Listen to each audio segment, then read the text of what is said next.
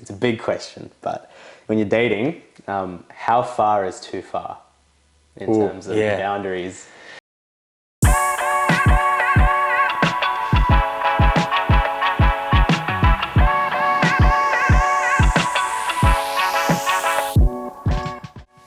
Okay, yeah, massive question.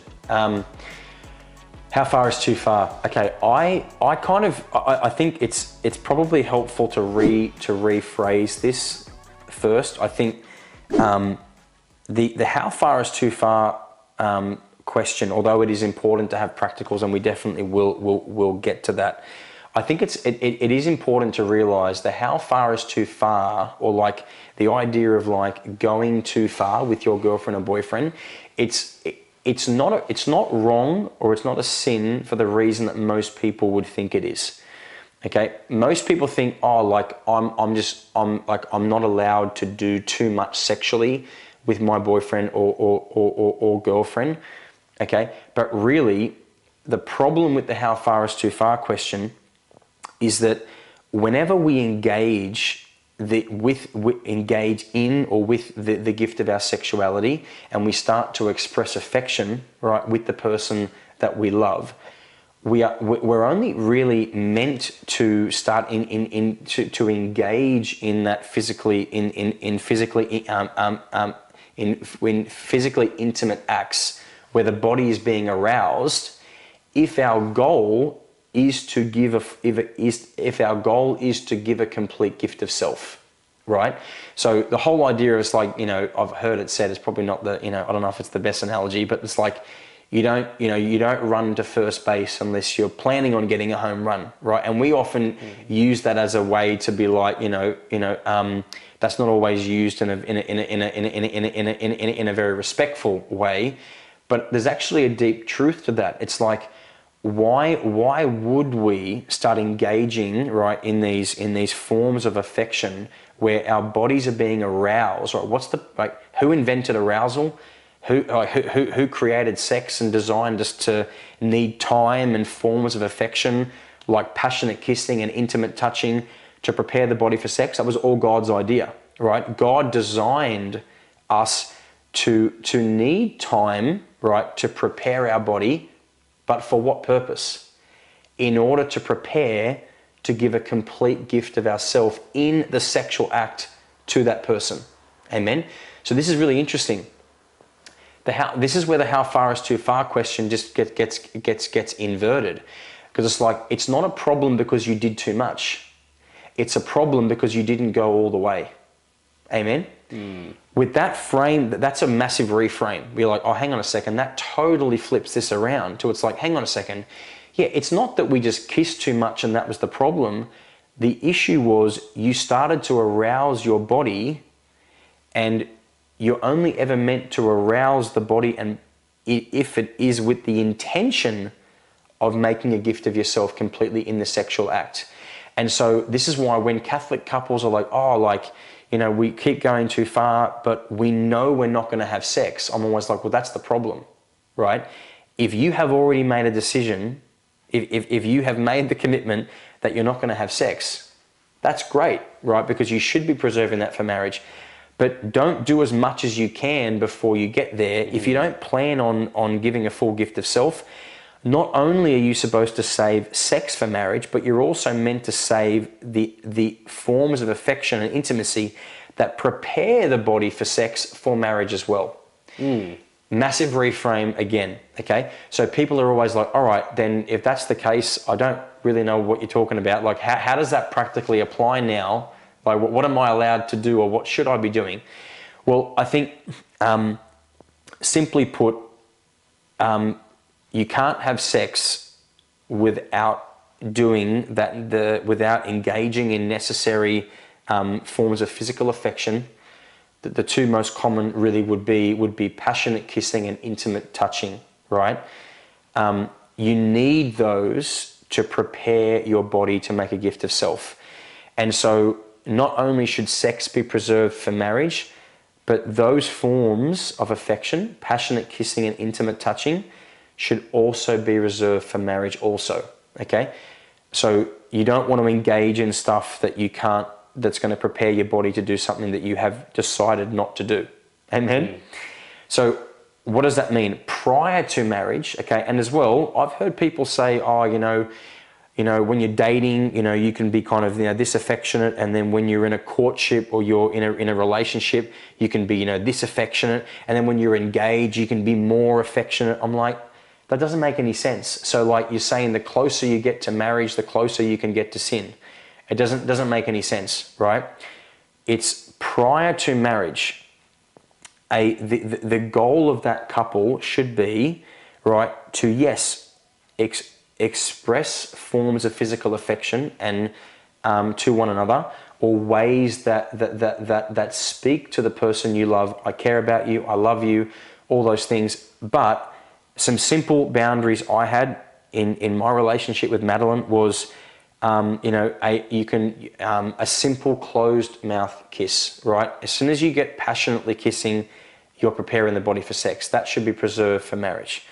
Holding hands, hugging, a back rub, or all those kind of things. It's like simple, pure forms of affection.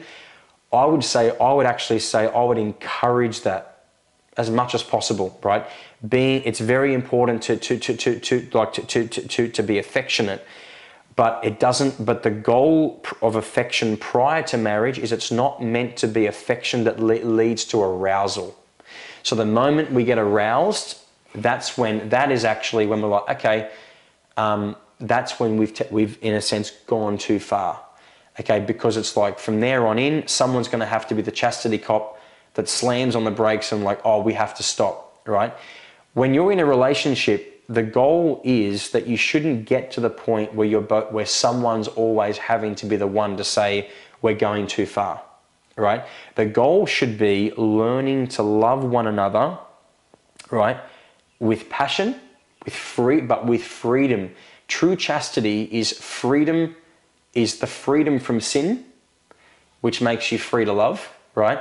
But it's also that training ground where we're learning to be passionately in love with the other person, while not falling into lust, amen, or engaging in the arousal, forms of affection that lead to arousal.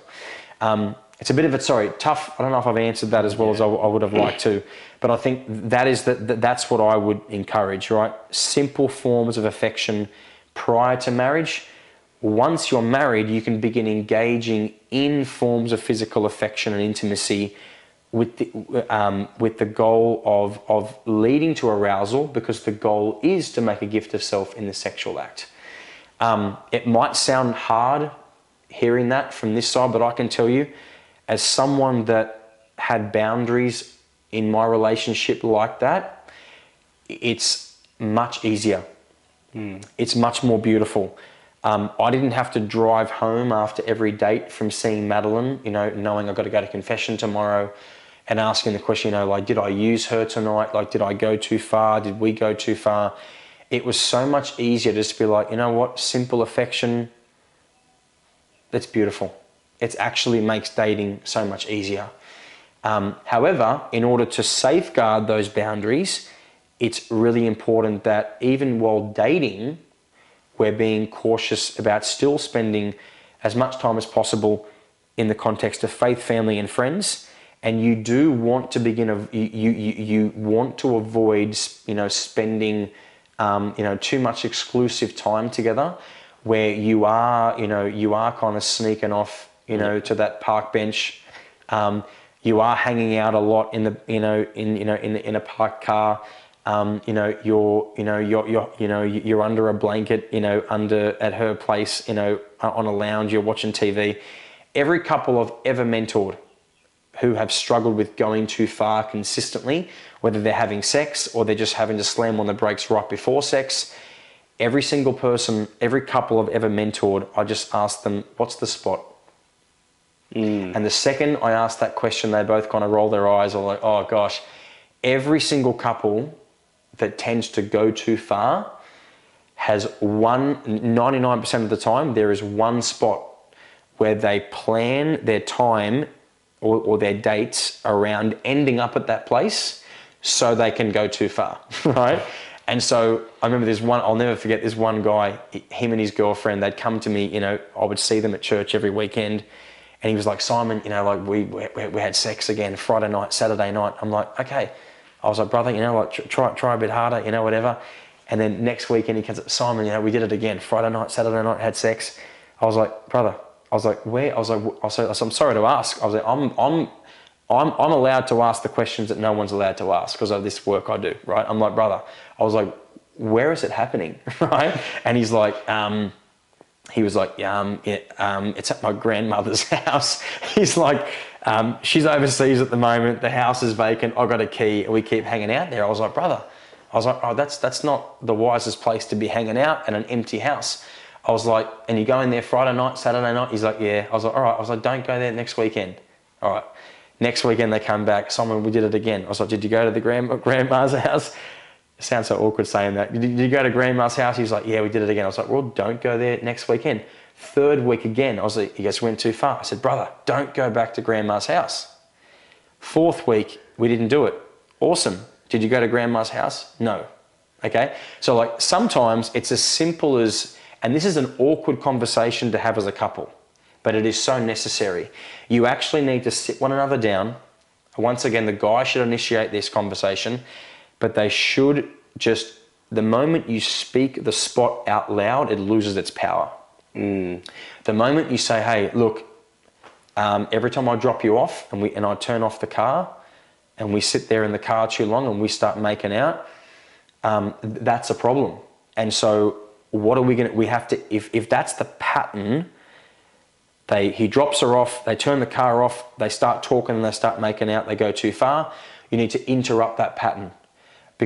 And so how are you going to do that? Okay, well, actually drive up to the driveway, park in the driveway, right? And then you get out of the car, open the door for her and walk her to the door, right? Do something different. Or it's like if you always go too far when you hang out on the lounge late at night after her parents go to bed, then guess what? When her parents go to bed, get out of the house, like go home, right? So it's like, again, I don't want to oversimplify. I get the battle of chastity is not easy. Yeah. But I've got to say, sometimes I just want to shake people and be like, I think we're making it a lot harder and we over-spiritualize it. It's like, look, you can say as many rosaries as you want, but at the end of the day, if you keep going back to grandma's house, you're asking for trouble. So it's like prayer coupled with common sense, right? Once you identify the spot, you've got to create boundaries around not going to that spot, you know, anymore. Now that boundary may not need to exist forever. Now the goal would be that a person's heart is so purified that you could be sitting in the car having a conversation at 10 o'clock at night and not feel tempted to push your girlfriend's buttons or your boyfriend's buttons. The goal should be that you could sit in a room on your own with no one around and not be tempted to have sex. However, just be honest with yourself. If you're not there, then don't go there. Amen? That's how I'd answer that question. Praise God.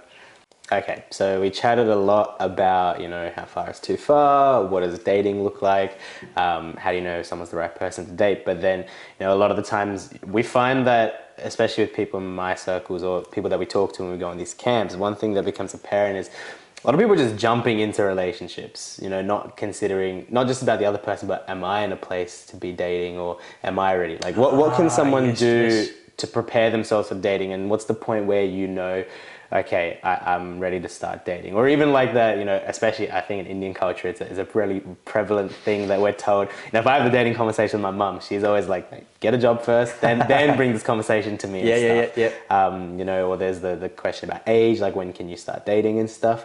What's that preparation? Oh boy. Yeah, I've got a whole chapter in my book on this. It's going to be so hard to like keep this short. Okay, so very quickly, I think, the main question is, how do you prepare what should you for do dating? Prepare, Yeah, very good. Okay, so I think first up, just because you mentioned it at the end there, when to begin dating is a really important question that I would say, I think once you understand that the purpose, or if you're going to follow my definition of dating, or the purpose of dating, which is to discern a spouse, okay, then really it's not as much about you just deciding I'm going to start dating now, as much as it is about, have I met someone that I feel very drawn to discern marriage with, right? Now, just as a, you know, as a bit of a general guideline, my recommendation would be at least get out of high school, okay, before you would start dating. I never recommend that dating in high school, even if you know you're sure she's the one, right, or he's the one, because it is very easy in high school is the time when we're really meant to be discovering ourselves, right, and who God is calling us to be. It's the time to work out, you know, what's God's dream for our life, and it can be a bit of a difficult time as well, right, where there's a whole bunch of stuff we're growing and learning through. So I would say, you know, ideally you'd want to get out of high school. In your culture, there's probably even a big emphasis on finish uni as well, right? Which again, every situation there would be different. I personally wouldn't have like a hard, like my guidelines around waiting to the end of uni are not as strong as high school. But I would definitely say get out of high school before you start dating, just for the sake of you kind of growing up a little bit more as well. Okay. Now, what kind of stuff should you be doing in your teen years, and even, you know, if you're at uni, right? What kind of stuff would I encourage people to be doing? Well, I think the first thing is this was super helpful for me. Is when I was 19, I wrote a list of qualities that I would really like to have in my future wife. Now, this wasn't as much about just like being picky and like, you know, trying to tick a box every time I met a girl. But what I realized, I was like, okay, I don't want to be distracted by every single pretty girl that I meet, right? Because there's a lot of pretty girls out there. If the only quality on my list is that they're pretty and I feel warm and fuzzy, I'd be dating a different girl every week, or at least I'd be trying to. That doesn't necessarily mean they're going to say yes, right? But I'd be asking out a lot of girls if that's my only criteria, right? So what I did is I was like, all right, what are the inner values that now, by the way, this is not to minimize the importance of being drawn to the beauty of the person as well, okay? When I wrote my list of qualities, it wasn't because it's bad to be drawn to their physical appearance. In fact, St. John Paul II actually says that being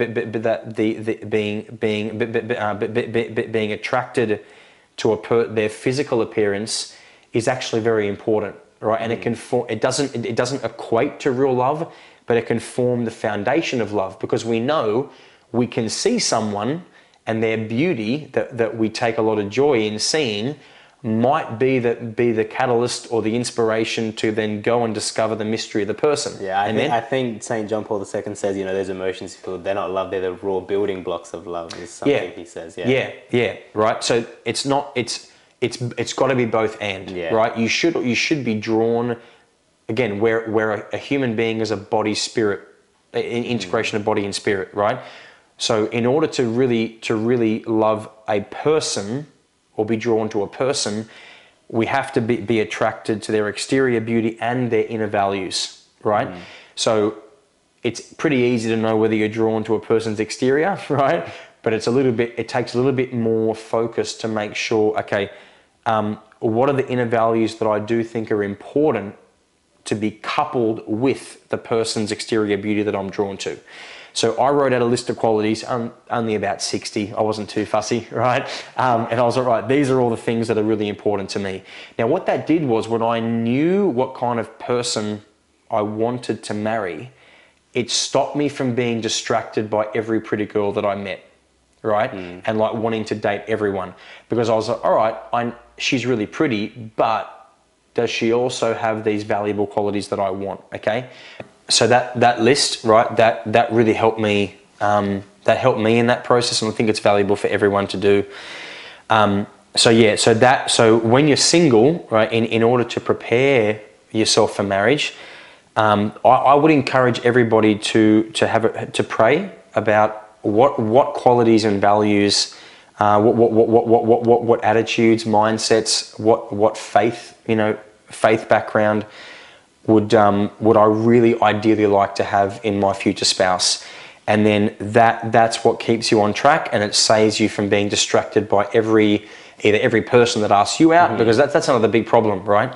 Is that sometimes we can just be so flattered by someone that shows us interest. We're like, oh, they like me, and we don't even take time to discern, do I really want to date this person? Yeah. Or am I just saying yes because it's nice to be liked, right? So that was one thing, right? So I've mentioned the age, ideally, and then that list of qualities. But then there's a whole chapter on my book that'll cover this stuff. But just a few quick other things I'd recommend too, is I would say this is the time to make sure that you're spiritually ready. So while you're single, your focus should be on really building a close relationship with Jesus.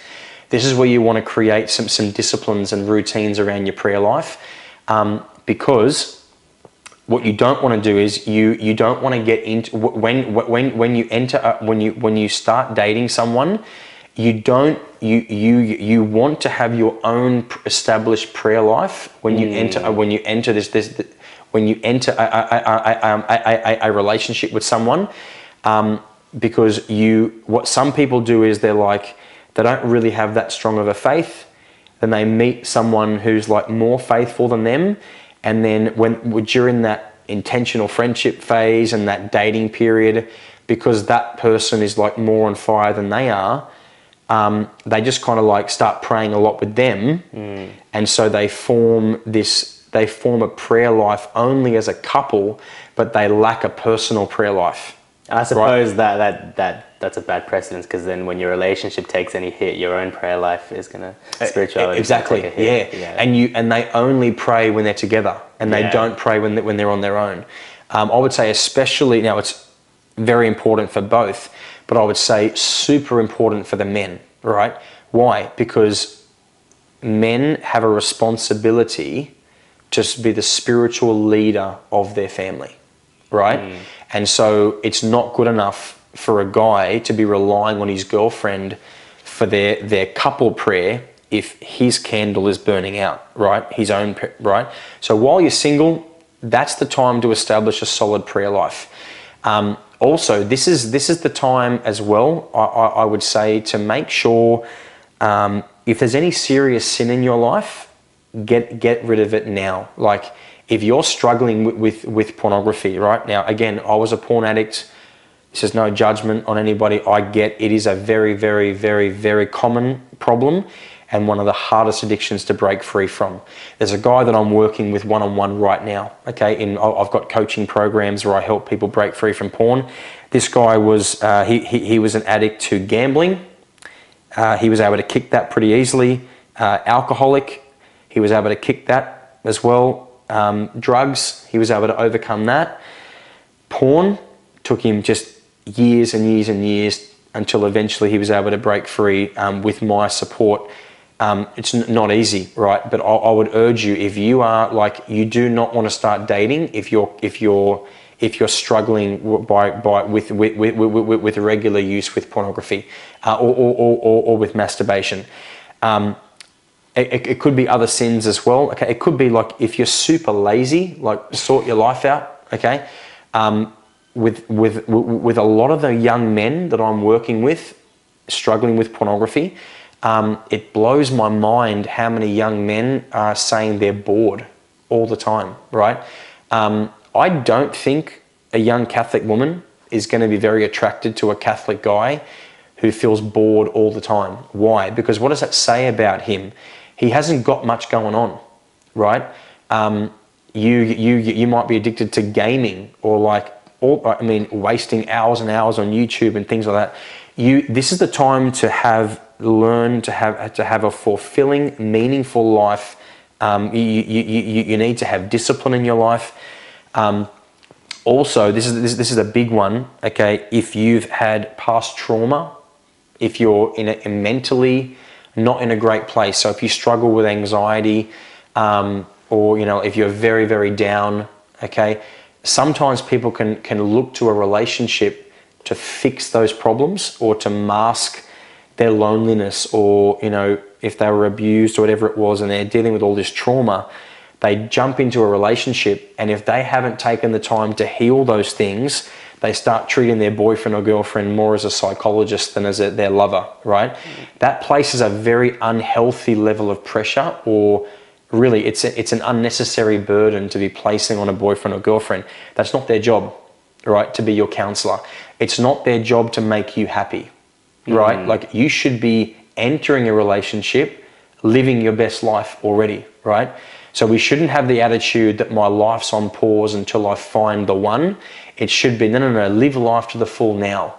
As a single person, this is the one time in your life where you can just be all in for God. Like, be a person of service, get plugged into as many, like you guys, I love the way you guys operate. You guys that are single in the Sierra Malabar, you know, church, you guys are just so plugged in, you volunteer so much. You guys, honestly, and I've said this so many times, but you guys are the benchmark that I have seen, seriously, for single service in this country. Like, praise God. The way you guys give of yourselves is mind blowing, and I think it's very easy to be drawn to a person when they're serving. So I think I would say get as plugged into that as possible. There's a lot more I could say, but I'll just share one last thing that I'm going to put my hand up here and admit I got this one wrong.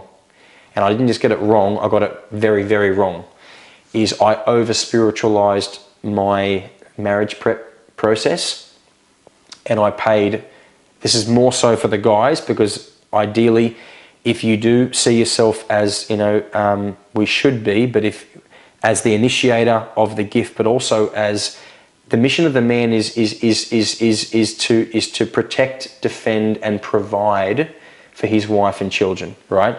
And so I had a lot of, you know, like the prayer habits in place, and was reading a lot of books about chastity, and I wasn't perfect, but I had most of that stuff in order. I was serving, very happy young guy, you know, really passionate about life, but I paid no attention to the fact that I was called to be a financial provider. And so I was working in ministry, blew all my money on Maccas, and just, you know, buying Catholic books and CDs, and I'd give them out. Like, I was absolutely broke when I got engaged. Like, but like, not just broke. Like, I'm talking really bad. Like, really bad. I think I shared this in the book. I was like, I'll start sharing it. After I proposed to Madeline and bought her ring, this is not a joke, I had $3.93 to my name. I do not say that to like glorify that. Like, that was dumb. That was really dumb, right? And so what that ended up doing, and I'm starting now 10 years, sorry, I've been married. I had just celebrated my 7-year wedding anniversary last week. I can see how that lack of financial preparation actually caused a lot of unnecessary problems, and problems that run a lot deeper and wider than I could have ever imagined. So due to my failure to be financially, now by financially set up, I don't mean you have to have paid off an apartment and all that stuff, right? But at least get a decent job, and, you know, more than I had at the time, right? Because that ended up putting a lot of pressure on Madeline and on other people as well that didn't end well, right? And caused a lot of unnecessary tension. So I would say it's really important to have the spiritual focus and preparation, but just don't turn a blind eye to the fact that you actually do need money to live, right? You need more than just love, and to my embarrassment, I will fully admit I made that mistake, and I did not prioritize that. So for the guys listening especially, I think that is something I would definitely say to prioritize as well. You don't have to be a millionaire, but you have to be sensible. And I wasn't. So good to hear. I think, yeah, whether anyone who's watching is single, dating, even close to marriage, we've definitely given them something to think about. So hopefully. That being said, brother, great to have you. Thank you, brother. What an honor. Thanks for having me. Yep. So like I said, if something has struck a chord within you, we highly encourage, apply it in your life, share this message with your friends, because we've addressed the culture we're living in, definitely needs this. But with that being said, this is your host, Akash, with Simon Carrington, and this is Marthoma Effect. Goodbye for now, not forever.